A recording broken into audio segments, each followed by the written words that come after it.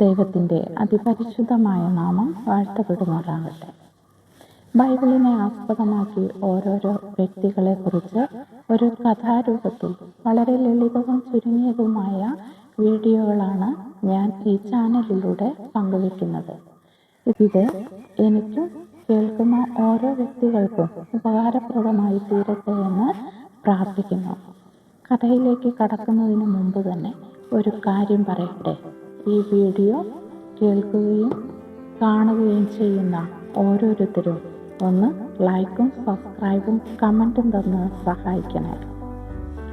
ഇനി നമുക്ക് കഥയിലേക്ക് കടക്കാം. ദൈവം വളരെയധികം സ്നേഹിക്കുകയും ദൈവത്തിന് മനുഷ്യരോടുള്ള പ്രത്യേക സന്ദേശങ്ങൾ അവരെ അറിയിക്കുന്നതിനും വേണ്ടി ഒരാളെ തിരഞ്ഞെടുക്കുകയും ചെയ്തു. ദൈവം തിരഞ്ഞെടുത്ത ആ ആളുടെ പേരായിരുന്നു നോഹ.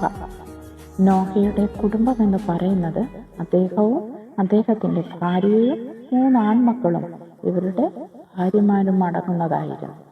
അങ്ങനെ നോഹയുടെ കുടുംബത്തിൽ 8 പേരാണ് ഉണ്ടായിരുന്നത്.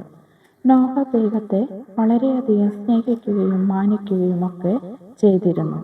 അതുപോലെ ദൈവം നോഹയെയും അദ്ദേഹത്തിൻ്റെ കുടുംബത്തെയും വളരെയധികം സ്നേഹിച്ചിരുന്നു.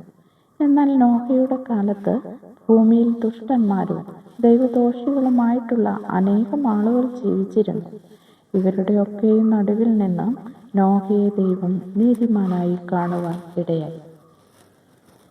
ഭൂമിയിൽ ജനങ്ങളുടെ ദുഷ്പ്രവൃത്തികൾ പെരുകുന്നത് കണ്ട ദൈവം ഈ സമൂഹത്തെ നശിപ്പിക്കുവാൻ തീരുമാനിച്ചു. അതിനായി ഭൂമിയിൽ ജലപ്രളയം കൊണ്ടുവരുവാൻ ദൈവം തീരുമാനിക്കുന്നു. ദൈവം തൻ്റെ തീരുമാനം ലോകത്തെ അറിയിച്ചത് നോഹയിലൂടെയാണ്. അങ്ങനെ നോഹ ദൈവത്തിൻ്റെ ഈ തീരുമാനം ലോകത്തെ അറിയിച്ചു. ജലപ്രളയം ഭൂമിയിൽ വരുത്തുന്നതിന് മുമ്പ് ജലപ്രളയത്തിൽ നിന്നും രക്ഷപ്പെടുവാനുള്ള മാർഗവും ദൈവം കണ്ടിരുന്നു. ആ രക്ഷാമാർഗം പൂർത്തിയാക്കുന്നതിനായിട്ടും നോഹയെ തന്നെയാണ് ദൈവം ചുമതലപ്പെടുത്തിയത്.